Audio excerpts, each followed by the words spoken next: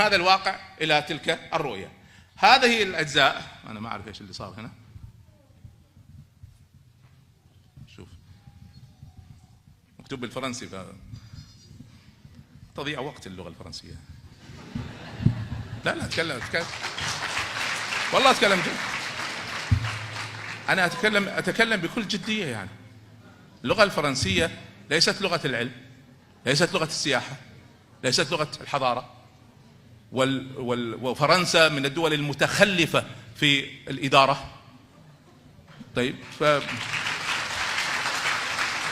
لا يعني تكلم عن تخطيط استراتيجي كمثال، تخطيط استراتيجي 13 طريقة رئيسية في التخطيط الاستراتيجي، كلها 100% أمريكية، ما في ولا واحدة فرنسية أو ألمانية أو حتى يابانية، ما في، كلها صفر.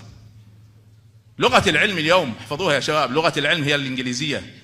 إن شاء الله يوم من الأيام ستصبح العربية. كانت اللغة العربية، عندي إثباتات من الكتب الغربية أن اللغة العالمية للعلم كانت اللغة العربية في العالم، وسترجع إن شاء الله. بس حاليا إلى أن نصل إلى ذاك الوقت لابد أن نتعامل مع هذا الوقت. حاليا لغة العلم والسياحة هي اللغة الإنجليزية.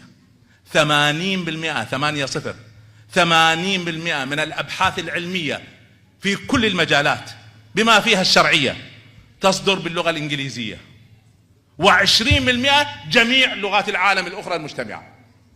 اللغة الفرنسية ترتيبها بين اللغات في انتشارها هي رقم 16، فلا فائدة منها لا في سياحة ولا في علم ولا في بناء حضاري ولا في إدارة. فطبعا بحكم تاريخكم وهيمنات الفرنكفوريين اللي يجب أن تتخلصوا منها، ما زلتم متعلقين بالفرنسية، فيجب أن نكسر هذا الحاجز لأن لا فائدة منه. انتبهوا لهذا وتعلموا الإنجليزية.